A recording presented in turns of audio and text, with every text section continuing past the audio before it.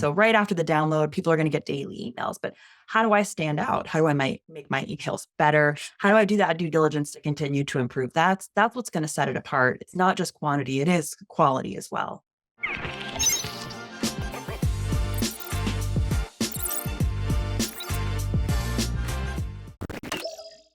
Hey everyone, this is Mark DeGrasse, the president of Digital Marketer, and this is the podcast that keeps you up to date on everything you need to know when it comes to digital marketing, from the platforms you'll be focused on to the kind of tactics and tools that are working today. Today, we have a very special guest, our own Mickey Anderson, certified partner and owner of Mickey Anderson. We just talked about that. Welcome, Mickey. I'm so happy to have you on here. Thanks so much for having me. All right. So today we're talking offer and conversion optimization, which I think is almost an afterthought for a lot of people because they get, they do all this work to create the offer. They do all this work to get people to see the offer. And then it worked a couple times. So I'm never going to look at that again. Is that your experience? Is that how you see people doing it? Yeah, absolutely. And I think a lot of people focus so much on lead generation and so many other aspects of marketing that the offer just kind of gets left behind. I think usually there's a lot of opportunity to optimize. Well, let's just describe optimization. So what is optimization? Is it testing or is it editing, or what do you consider? Yeah, so I think offer optimization or conversion optimization in general, it's learning, it's collecting data and continually making the offer better so it aligns with your audience based off of the data you're collecting. So if you create an offer and you've got an email list and you're not leveraging the first party data you can collect from your email list to make your offer better, you're absolutely missing out. Oh, that's fantastic. So let's go ahead and just launch into some examples. So let's say your typical, and a lot of our listeners are, of course, marketers, but have service businesses. So we'll just focus on services just to start, incorporate some retail if it makes sense. So in the process, so I have an offer, it's working okay, it's conversion. I'm scared to change it because I know it's doing something, and I think that that's usually a big barrier. So how do you kind of approach that situation? First we look at who their audience is. So we start to survey and collect first party data about who their audience is, what pain points they have, what they've tried or haven't tried, what worked and Mm. didn't work. And we can start to get more information about what they want and need, compare it to what we're providing right now. And if there's great alignment, maybe nothing needs to be done. Maybe we can charge more. Who knows? Ooh. But if we're collecting data and you're noticing different areas of opportunity popping up, different pain points, things or competition that you weren't considering, now you've got some data to play with and you can start to look at your offer and think, you know what? This person was looking for this and didn't get it. Maybe it's an opportunity to test and see if I can add that in if there's traction or demand. Mm. Oh, that's a great point, because I think a lot of times we just think of something not working, but there could be things that are working fine and you just, are ready to get to the next level. And so, in terms of the specific metrics that you track that you found to be the most effective, because I think we usually get inundated with so many stats that it just becomes this big blur. And I'm like, I think I'm making money. Let's just say that that's usually the base metric is it's making me money. I like that. I want to keep doing that. But have you found some other kind of key metrics that people should pay attention to? I am all for simplicity. I think we overcomplicate everything in our lives. I'm like the classic Google spreadsheet kind of girl, right? I know lots of people will Nice. spend time in Google Data Studio and go way down the rabbit hole. But when I'm thinking of optimization and metrics, a lot of times we focus so much on the quantitative data. We think about conversions, we think about the hard numbers, but we're dealing with humans, right? And so I like to look at optimization more like a social science. So we do need some qualitative data as well. And that could be as simple as a Likert scale. So on a scale from 1 to 5, how likely are you to A, purchase this again, or B, send a friend, right? Recommend a friend. We can use that simple scale. And something as simple as that can help you learn so much about your audience and your offer.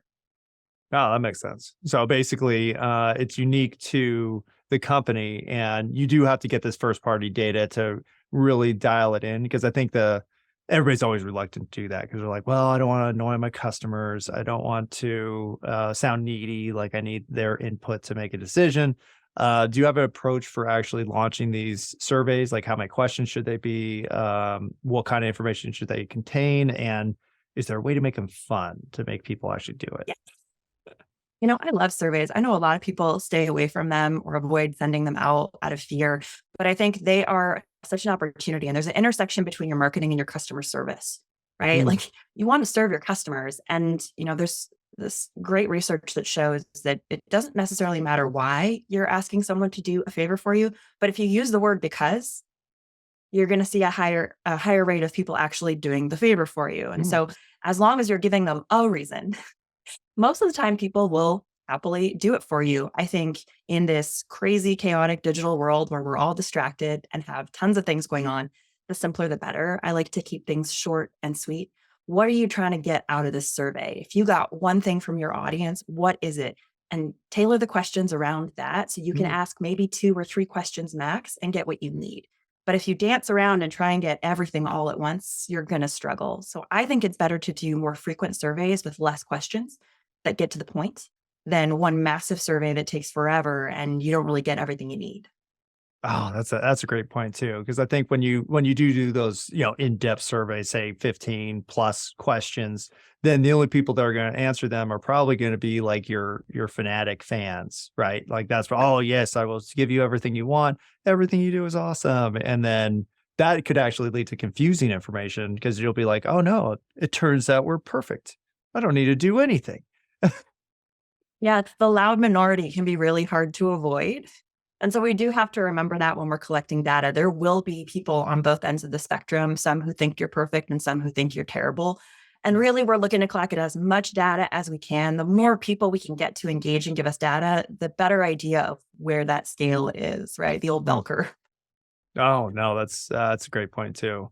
So in terms of, I don't know, say, let's just talk about useful percentages of survey information. Because if I have, say I have a Yeah. 1,000 person email list and I'm looking to judge, maybe my product, but maybe the current offer or whatever it is, what's a statistically significant amount of input that you think you need to make the number be useful? Well, I think it's going to be different for everyone because depending on the business, you may have multiple offers and multiple avatars. Right. So if we're trying to collect 1,000 people where only half of them are really relevant to this offer, we're going to struggle. So we want to make sure that we're using good segmentation and following all those classic email marketing rules so we're not inundating people. But if the 1,000 people on your list are truly relevant and potential buyers, then I like to say at least 40% of those people, if you can collect data from 40%, like the classic open rate or click-through rates we're looking for, if we can collect data from them over the course of a year, doesn't all have to be at once either, right? Because we can Oh, continue to send surveys to people who haven't responded the first time. oh, that's such a good point. Yeah. So if you just make it So a they're regular not opening the basis. first time. Okay. Exactly, exactly. You can test incentivization as well. So if that first round you only get, say, 10 opens or 10 people who respond to the survey, you think, okay, let's do some testing and see how we can get more people to respond. Do we need to incentivize with maybe a gift card or an offer? Or do we need to give a different reason? Like, what can we do to make this better? And you start testing just the same way you would when you're doing any sort of email marketing testing. Oh, that's great. Okay, so we've done a survey. We've collected the Yep. information, the 40% that you're talking about. Now, how do you start to break that down into, say, actionable items that you could use to improve your offer or your conversion rate? The thing that most people get wrong in this is they try to change too much all at once. Mm, And so what I like to do is pick one thing, right? Keep it simple. What is the one thing we can do to improve this offer, improve conversion rates? Is it, the price point? Is it that we need to increase urgency? What's that one thing that needs to happen? And let's test that. So we may create a second landing page, right? mm. Where we're focusing on that additional aspect. We may create a different email or some sort of an opt in and send that out. We'll do some either multivariate or A B testing there, see what kind of information we can get, if we can get any purchases. And I think there's benefit to having kind of off the menu offers Mm. where not everyone's going to have the same thing. And that's okay. You're learning and optimizing as you go. So you can have multiple landing pages and test your offers that way. It doesn't always have to be, okay, we're making the change and that's the change. We can optimize over time. Oh, that makes sense. Now, in terms of time, what do you think is a good window? And I know this is going to be different for every industry and offers and all that kind of stuff, but what do you think is enough time to be like, okay, we've run this offer for 30 days, let's say. Now it's time to reconsider. do some, first party data collection and then possibly modify, or can you do it, I don't know, every week? I mean, what's the cadence? You want to think of how frequently you're getting the same people to your landing pages as well. Mm, So if they're coming back and the offer continues to change or things are up in the air, you're going to get some distrust there. People are going to start to get really confused. And so, again, I like to keep it really simple. And so I would say like once a quarter is a great time mm, to check it out. I'm very much like the follow the 90 day, the 90 everything we day do. plan. Everything is in the quarters for me. And I think it's just a simple way to collect data, test, reevaluate, and then start again. Ah, I love that. Yeah, then you can just put a calendar thing like, all right, it's the second week of each quarter. I need to examine my current offers. I need to test. I need to optimize, and then we'll keep on moving forward. Now, Yeah. when you talk about the one change, though, would that apply to an entire quarter? I would look at it more for an entire quarter. Yeah. I Oh, think okay. the more data you can collect, if you only put it up for, say, a short period of time, you may limit the data you can collect. So if we can make that change and give it the time it needs for people to get in and go through that buying process, you may be able to collect more data. I think it does take a few rounds of this before you can start to streamline the process for each business. There are always little tweaks that can happen for each individual business. Yeah, that makes sense. Well, and I think well, but again, it's just the practice of it, right? Like, okay, we're Yeah, practicing optimization. We're making sure that it makes sense, or the thing that you're offering makes sense. Now, do you have any absolutely. situations where you say, basically, this is a terrible offer? There's no way we can modify this to make sense. We need to start over again. Like, what are the red flags for bad offers? I'll tell you, the worst offers are the offers that typically need the most love are usually offers that just kind of came out of nowhere, where someone has a document like an avatar or persona out in front of them and they think in their head, what can I create for this person? Cool, that's the offer. And anytime we are trying to put too many things into the offer, once it starts to get overly complicated and you can't even really describe it or explain it to someone in one or two sentences, that's when we really start to struggle. Mm. Usually it's like, okay, maybe we need to create a custom solution where we're just driving people in to book that call and then we can offer a custom solution. But if you can't explain it, if it's too complicated or you've got too much going on, you're going to struggle to sell it. Ah, that makes sense. Yeah, I mean, it should be, like, "Are you making money?" "No." "Okay." Well, there's things to observe, though, because it could be the advertising, maybe you're just not getting enough traffic. It could be the copy, of course, it could be the offer itself, could be, I mean, a million different things, but I think a lot of times, people will hold on to an offer maybe too long, like, "Well, it worked at some point. We don't know why, but we're gonna keep on doing it because just in case it starts working again, I don't wanna miss out on that." At that point, you just say like, "Hey, let's just go through and talk about offers," or how do you approach the "what you're doing is not working," conversation? Yeah, usually I recommend doing some interviews with past clients who purchased the Ooh, offer if they do have sales. That can be a really good indicator. Okay, like why did you buy this? What drew you to it? If you could look back and, improve anything about it, what would you do? And then if possible, if we have anyone who went through the process of sale but didn't buy, interviewing them or following up with them to collect information, you can learn a lot. People are quite giving. And so you can learn a lot and present that to the client or the business and let them know, like, here's what we collected from real people. And usually that will help. awesome. I hate to interrupt our podcast, but I have an announcement about digital marketers content certification.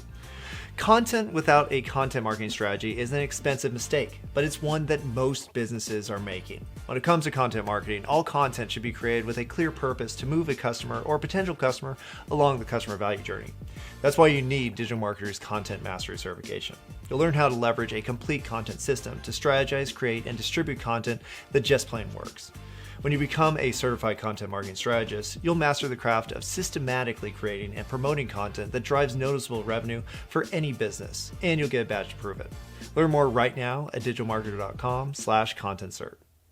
Well, let's get specific now. So we know that one, optimize your offers every quarter.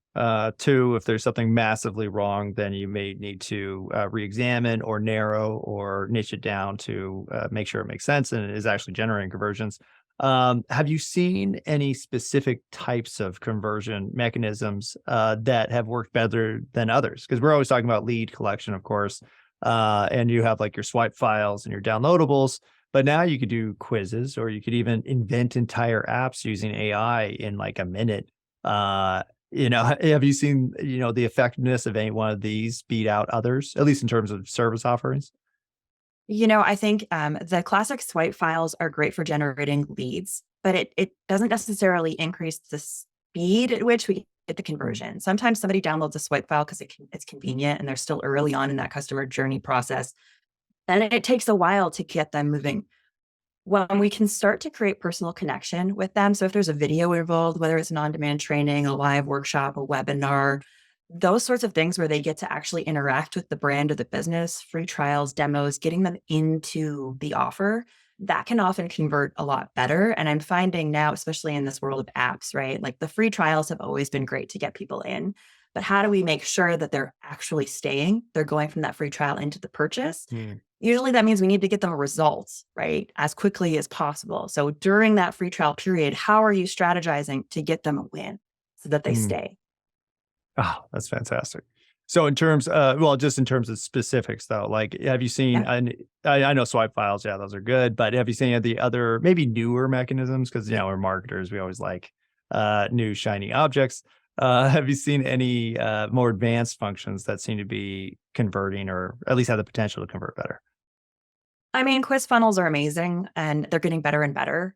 Hmm. Quiz funnels used to not be super accurate all the time, but now that we're able to collect more data and use more, I want to say technical supports and things, it we can get a lot better at delivering results, at delivering Hmm. answers to people, at driving them to the right places.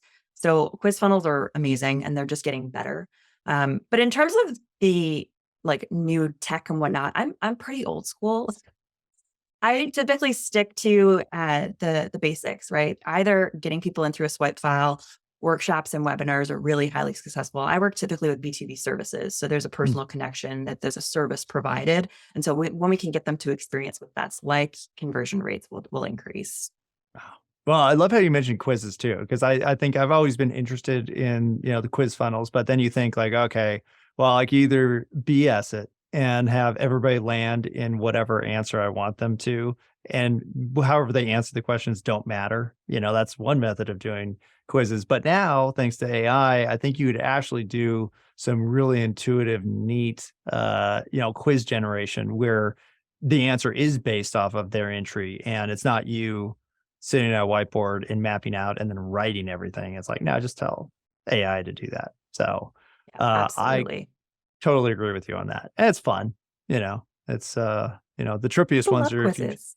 they do. Yeah. Well, it's like, oh, what kind of cat are you? I don't know. What kind of cat? Everybody just got lazy with TikTok filters now, where it's just like, cat, done. Okay. Oh, that took 15 seconds. I'm good. But you are competing with that now. So that's actually that's a whole different conundrum. Have you seen I don't but we always talk generative AI and all that kind of stuff in our marketing meetings. Have you seen kind of a transition away from, say, the downloads where it's like it's harder to get people's emails or conversion rates aren't as high just globally? I think the consumption, at least in my experience, the numbers still remain the same. Consumption Hmm. is still about the same when it comes to getting downloads for lead magnets and whatnot. It's the time to conversion that's changing. Like Um, the interaction and engagement after the download, that is really dramatically changing. I think there's just so many options available, so much competition and so many distractions. And once they get the download, how do you stay top of mind? How do you get them to use mhm. it right immediately? And so that connection and communication is really important right after the download. Oh, that makes sense. Now, what's your opinion of daily emails versus less regular follow-up? I think it depends on the email and the brand, right? Like if daily email, the numbers will tell you. I very much so think like we can all have our hard and fast rules about what is and what isn't appropriate, but some brands do it really well and the people love it and some brands don't. So look at your numbers, engagement. If you deliver value and people are opening the emails and appreciating them and you're getting conversions, keep doing it. Yeah, that makes sense. It's almost too easy. Everybody wants some super secret, complicated answer or magic bullet to fix these situations. But from what you're saying, it's basically do the work, be consistent, consistently aim for optimization and improvement, And over time, your offers will continue to improve. And even with Absolutely. all the fun new toys we have and tools we have to create, these conversion devices, the basics still are true, and that's Yeah. probably not going to change for a little bit. Or what's your opinion? Yeah. Do you see, just from all the AI stuff? What do you I see as agree. the future? I think it's all about the due diligence we do before and after. That's what really makes the big difference. I think there are so many people now using AI and throwing stuff out there, and the quantity and the noise is pretty loud, and it's just going to get more and more. And so what we can do is think about, okay, instead of more touch points, how do I make more meaningful touch points, more connected touch points? And so I think instead of worrying about quantity, it's okay, what are the most important things that I can do before and after the download, right? Mm, So right after the download, people are going to get daily emails, but how do I stand out? How do I make my emails better? How do I do that due diligence to continue to improve? That's what's going to set it apart. It's not just quantity, it is quality as well. yeah, fantastic. Well, I know you're specializing in B2B, but let's switch to B2C and specifically e-commerce or retail, because I think that's always a question mark for people, because the default for say lead acquisition or list building is always going to be, okay, first time you buy 25% off, or sign up for Discount. the newsletter and get 10%, have you seen any conversion mechanisms outside of that that you maybe optimized or recommend for the retail side? I don't work with a ton of e-commerce or retail, but in the situations where I have, the things that work best typically is we'll collect data from the list again. Hey, Mm, if we could give you something for free, what would you love? Right? Free samples, as much as people don't always use the free samples, it's a bond, it's a trust. Um, any gift with purchase works really well, and it always has. There are some mm. brands. I used to work in cosmetics primarily, and gift with purchase is huge. Purchase with purchase is huge. There are a lot of little things you can do, but your your followers, your customers, they'll tell you if you ask them. So again, it's just keep collecting data. Don't be afraid to ask. The more data you can collect, the better decisions you can make. Love it. Yeah, seems so easy. I know it's not. It's Simple, not easy. simple, not easy. Yeah, no, it is very common. Well, it takes a lot of courage and conviction in order to actually execute the offers, because especially with businesses that may have had a successful thing, in order to say, hey, I know you're spending $10,000 a month on this thing, but based on your numbers and what I've seen other people do in the industry, that's not very good. So let's go ahead and observe it. Do you have any, I don't know, client management advice for making that transition of how to preface it? I know you use numbers and all that kind of stuff, but it's emotional. It's maybe the owner built that lead magnet, and how dare you say something against it? Yeah, a lot of it's my background in psychology definitely helps with those conversations. But I think when we can detach the person from the thing, that can Mm, help a lot in those conversations. Like, you worked so hard, you built this incredible brand. This one thing that we're looking at here, here's the opportunity. And I know that you're looking to achieve this goal. We've got an option here to help get there, right? What do you say we give this a test? And I think anytime you can put it in like test mode, it's a lot easier for mm, someone to digest, because then it's not about them. It's not about their efforts. It's like, this is a test and we're going to choose the one that works best. That easy simple. peasy. Yeah, no, I love it. It's all so simple. All about simplicity. All about supposed, yeah, it's true, because it's easy enough. It's actually very much too easy to make everything very, way more complicated than it has to be. And at the end of the day, I think it's just the inundation with so many numbers all the time. And you think like, well, if I'm not assessing these top 10 metrics, then I'm not doing my due diligence. And then I don't have the right to suggest change, because I didn't justify it with all this other work. But what you're saying is basically approach as a test, don't make it personal, and you'll be okay and you'll figure it out. Yeah. Yeah. Yeah. Open communication. And as much as it sounds silly, the compliment sandwich still works, right? Exactly. It really does. Regardless of the client, like, if you can go in and acknowledge the work they've done and the progress they've made, and the successes, and then talk about the problem honestly and openly, and then finish with like, I know your goal is to do XYZ. let's do it together. Like that's a much better conversation than like this thing sucks, let's change it. Mm. No, that's true. Yeah, and I mean that is the lazy approach, and people sell themselves as like, well, I'm just being real, and that's the justification for being rude. Yeah. And I may have done that in the past, but not on purpose. I We was were all impatient young once. and tired, and I didn't have patience that day, so that's why that happened. But no, I love the approach as just being simple, testing, don't make it personal, do it on a regular basis, ask your customers for information, and they'll give you everything that you want without you having to, go back to the lab and create something brand new. Yeah, you got it. Keep it as simple as possible. Most of us make things so complicated and we assume we have to like for it to work, it has to be the most technical, inundated, complicated way possible.